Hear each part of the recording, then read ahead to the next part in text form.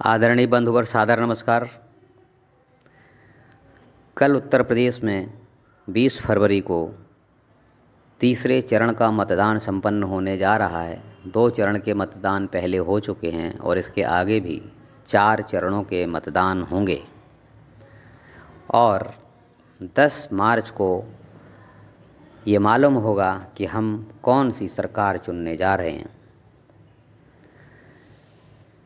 Social media पर, Facebook या WhatsApp group पर लोग अपने विचार शेयर करते रहते हैं।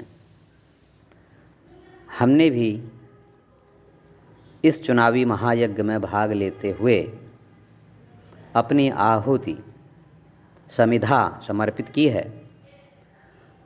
आपस में वार्ता होने पर सोशल मीडिया पर विभिन्न कमेंट्स के नाते कई बार प्रश्न आते हैं। बहुत से लोग ये कहते हैं कि आप सारी ज़िंदगी एक अध्यापक रहे, अध्यापक चरित्र के निर्माण में बहुत सहायक होता है।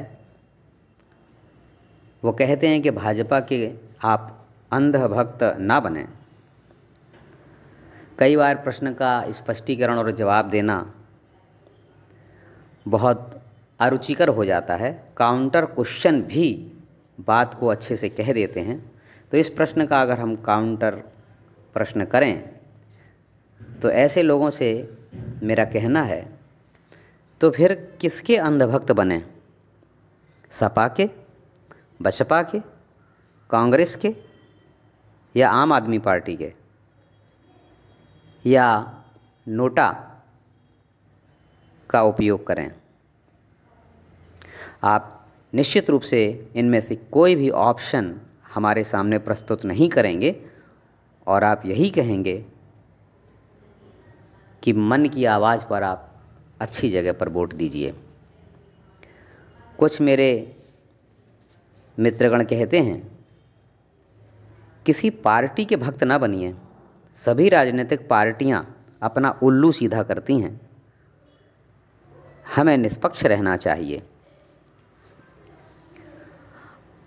उनके इस बात पर जरा गौर करने की बात है कि निष्पक्ष रहने का अर्थ क्या है? क्या हम वोट ना डालें, चुनावी प्रक्रिया से दूर रहें, किसी पार्टी के प्रचार, उसके पक्ष विपक्ष के विचार प्रस्तुत करने से दूर रहें? आप कह रहे हैं कि पार्टियां अपना उल्लू सीधा करती हैं। इसका क्या अर्थ है? मैं पूछना चाहता हूँ, क्या आप अपना उल्लू सीधा नहीं करते? आप किसके लिए श्वास लेते हैं, जीवन जीते हैं? क्या आप अपना सारा समय, पैसा, बुद्धि अपने स्वयं के लाभ के लिए, संतान, परिजन और अपने चिर परिचित व्यवहारियों के लाभ के लिए नहीं लगाते? क्या आप अपने को बहुत बड़ा दानी, निस्वार्थी मानते हैं? क्या असल में आप कुछ हैं भी, या भाजपा का विरोध करने के पक्ष में कोई तर्क नहीं है, इसलिए राजनीति में न पड़ा जाए, इसका भ्रम निर्माण करके भाजपा के वोट कम करना चाहते हैं? चाहे कितनी बात करो फिर भी कुछ लोग फिर से प्रश्न दागते हैं, कहते हैं राजनीति बहुत गंदी है, राजनीति करना अच्छा नहीं है और आप जैसे अच्छे व्यक्ति को किसी पार्टी के पक्ष में लिखना बोलना अच्छा नहीं लगता। प्रिय मित्रों, मैं इस प्रश्न के उत्तर में ये कहना चाहता हूँ, आप इस प्रश्न के द्वारा क्या कहना चाहते हैं? क्या 15 अगस्त 1947 को जब देश आज़ाद हुआ तो भारत को लोकतंत्रात्मक व्यवस्था को स्वीकार नहीं करना चाहिए था? क्या हाथ जोड़कर अंग्रेज़ों से कह देते कि मत जाओ, हम वोट नहीं डाल पाएंगे, हम राजनीति को गंदा मानते हैं? अंग्रेज़ों से कहते कि आप ही मेरे सर पर चढ़े रहिए, आप भारत से मत जाइए। भारत को गुलाम बनाए रखना चाहिए था। क्या आप चाहते हैं कि अंग्रेज़ चले जाते तो 568 रियासतें भारत में बनी रहती, वे आपस में लड़ती रहती, मरती रहती? क्या आप इतना बुरा मानते हैं लोकतंत्र को? भारत एक स्वयं प्रभु राष्ट्र है, लोकतंत्रात्मक जनतंत्रात्मक व्यवस्था को स्वीकार किया है, हमने संविधान को स्वीकार किया है। उसमें किसी राजनीतिक पार्टी का पक्ष विपक्ष करना, मत देना, अपने विचार व्यक्त करना, चुनाव लड़ना, सपोर्ट करना, ये बुरा नहीं कहा गया है। आप इसको बुरा कह रहे हैं, आखिर इसके पीछे आपका कोई छिपा हुआ एजेंडा तो नहीं है? क्या आप चाहते हैं कि भारत के 135 करोड़ जनता इस चुनावी महायज्ञ से दूर रहे? क्या आप केवल इतना ही चाहते हैं कि भाजपा को चाहने वाले, वोट देने वाले लोग राजनीति से दूर रहें, जिससे कि देश, समाज, संस्कृति के विरोधी लोग अपने मनचाही सरकार को हमेशा चयनित करते रहें? आपका कोई छुपा एजेंडा है क्या? इतना समझाने के बाद भी बहुत से लोग नहीं मानते और मेरे वो मित्र फिर से प्रश्न दागते हैं। किसी एक पार्टी का अंधभक्त होना क्या अच्छा है? हमें स्वतंत्र विचारों का होना चाहिए। देखने में, सुनने में बहुत अच्छी बात लगती है ये कि हमें स्वतंत्र विचारों का होना चाहिए, लेकिन मेरे मित्रों, स्वतंत्र विचार का अर्थ उच्छृंखलता नहीं है, जिम्मेवारी से भागना नहीं है। एक देश के अंदर, इस देश के अंदर श्रेष्ठ सरकार आए, इस जिम्मेवारी से भागना निष्पक्ष स्वतंत्र विचार का होना हरगिज नहीं कहा जा सकता है।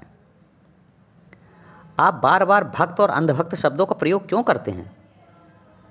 समझ में आ रहा है कि आप भक्ति और अंधभक्ति शब्दों का प्रयोग क्यों करते हैं। भक्ति एक अत्यंत उदात्त भाव है। भक्ति दुर्लभ होती है। बिना ईश्वर की कृपा के, सद्गुरु की कृपा के भक्ति स्थिर होती ही नहीं है। जिसके ऊपर ईश्वर की, सद्गुरु की कृपा होती है, उसी के अंदर भक्ति उत्पन्न होती है। अब कहते हैं अंधभक्त, अरे भक्ति अंधभक्ति ही होती है। जब अंतः चक्षु जागृत हो जाते हैं तो विवेक उत्पन्न हो जाता है। अंधभक्ति का शब्द बार बार प्रयोग करके आप क्या चाहते हैं, क्या कहना चाहते हैं? हम सब जानते हैं, इस देश की सनातन संस्कृति, मीरा, सूर, तुलसी, कबीर, रविदास जैसे भक्तों को आप गाली देना चाहते हैं। आप उसी दूषित मनोभावना का प्रदर्शन कर रहे हैं। राजनीतिक क्षेत्र में ये भक्ति शब्द नहीं प्रयोग करना चाहिए। चापलूसी और चमचागिरी शब्द इसके लिए उपयुक्त हैं। चापलूसी और चमचागिरी शब्दों की जगह पर भक्ति शब्द का प्रयोग करके भारतीय संस्कृति को आप गाली ही देना चाहते हैं। क्या संघ का कार्य राजनीतिक पार्टी की सरकार को स्थापित करना है? इसलिए संघ के कार्यकर्ता चुनाव में भाग लेते हैं। ओहो, आप तो प्रश्न के ऊपर प्रश्न दागते ही चले जा रहे हैं मेरे मित्र। परम पूजनीय बाला साहब देवरस ने आज से लगभग 50 वर्ष पहले आम सभा में कहा था, स्वयंसेवकों के सम्मेलन में कहा था कि संघ राजनीति में नहीं पड़ेगा बल्कि खड़ा रहेगा। उसका सीधा सा अर्थ होता है कि हम अपने विचारों के साथ कभी भी समझौता नहीं करेंगे। राजनीति में हमारे विचारों की वृद्धि हो, इसके नाते जिस पार्टी को आवश्यकता होगी उस पार्टी को समर्थन देंगे जो हमारे विचारों की पार्टी होगी। उन्होंने उस भाषण में ये भी कहा था कि हमारी इच्छा है कि भारत की राष्ट्रीय समाज को संतुष्ट करने के लिए इस देश के अंदर कार्य करने वाली एक नहीं कई राजनीतिक पार्टियां हों, लेकिन दुर्भाग्य कि अल्पसंख्यकों के वोटों को बटोरने के लिए तो बहुत सारी पार्टियां लालायित रहती हैं, लेकिन इस देश के बहुसंख्यक समाज की चिंता करने वाला, उनके स्वाभिमान की चिंता करने वाला कोई राजनीतिक पार्टी नहीं दिखाई देती। आज से 50 साल पहले पूजनीय बाला साहब देवरस ने यह कहा था, और उन्होंने कहा था कि हम ऐसे समाज का निर्माण करना चाहते हैं, हम ऐसे भाव उत्पन्न करना चाहते हैं जिससे इस देश के अंदर बहुसंख्यक समाज को संतुष्ट करने वाले विचार पार्टियां अपनाएं। एक नहीं कई राजनीतिक पार्टियां इस प्रकार के विचारों को प्रदर्शित करने वाली हों।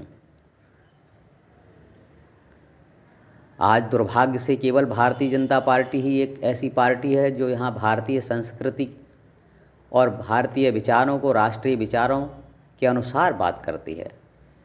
हम चाहते हैं आग्रही हिंदुओं के विचारों को प्रस्तुत करने वाली अन्य भी राजनीतिक पार्टियां आएं, लेकिन दुर्भाग्य से अभी सभी राजनीतिक पार्टियां देश को तोड़ने के कार्यों में लगी हैं।